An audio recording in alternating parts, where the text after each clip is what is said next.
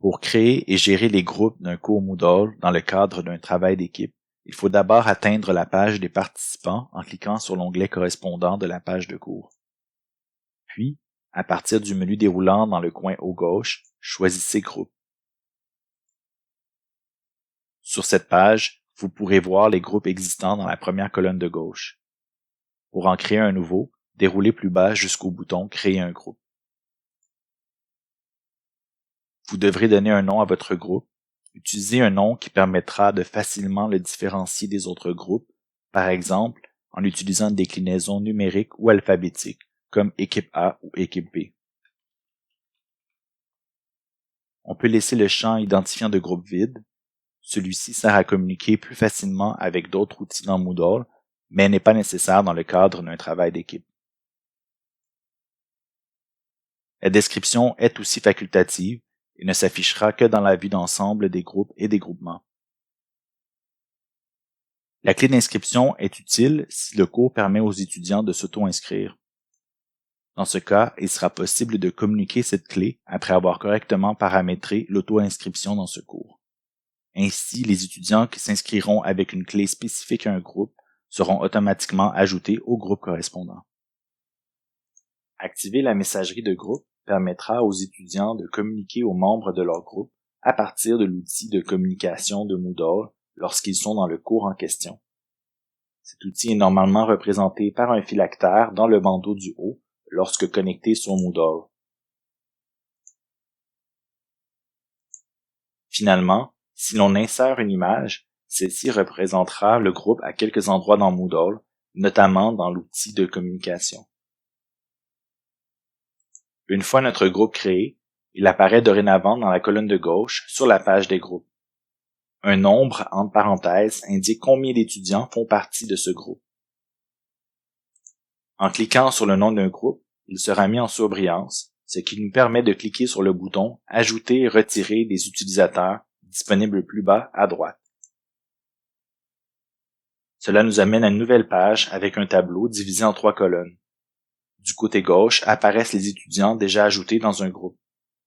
Au milieu, la liste de nos étudiants inscrits dans le cours.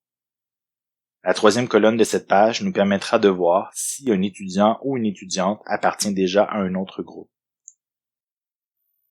La liste des étudiants dans la colonne du centre nous permet de cliquer individuellement sur le nom de chaque étudiant ou étudiante.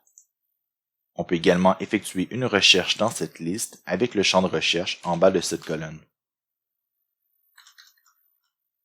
De plus, lorsqu'on appuie sur la touche CTRL du clavier, il est possible de sélectionner plusieurs étudiants simultanément pour les ajouter du même coup.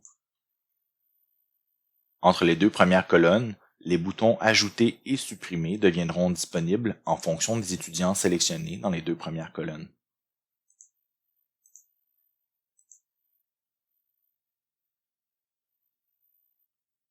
Il est également possible d'ajouter et de retirer un ou une étudiante à partir de la page des participants.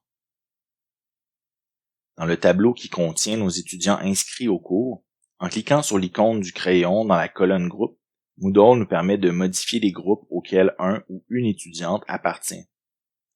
Le champ de recherche qui s'affiche permet d'inscrire le nom d'un groupe afin de le sélectionner. Il est également possible d'utiliser l'icône du triangle afin de faire apparaître un menu déroulant qui contient les groupes de notre cours. À l'inverse, en cliquant sur le X qui accompagne le nom d'un groupe, on retire l'étudiant ou l'étudiante de ce groupe. Il est bien important de ne pas oublier de cliquer sur l'icône de la disquette située dans le haut de la cellule afin de sauvegarder nos modifications.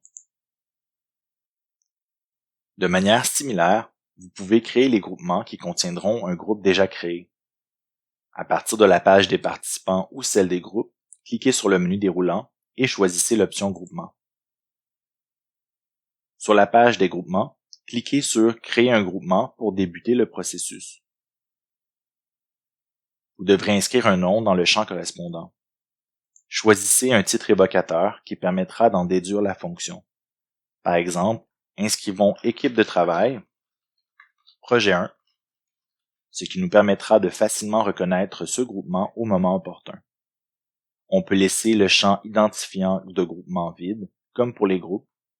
Il en va de même pour la description, qui est facultative et apparaît seulement dans la vue d'ensemble des groupes. Une fois le groupement créé, il est possible d'y greffer nos groupes en cliquant sur l'icône de l'avatar, à droite pour la ligne correspondante de notre groupement.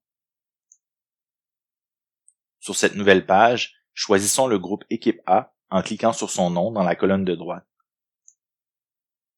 Cliquons ensuite sur le bouton Ajouter entre les deux colonnes afin de le déplacer dans la colonne de gauche. Ce groupe fait maintenant partie de notre nouveau groupement.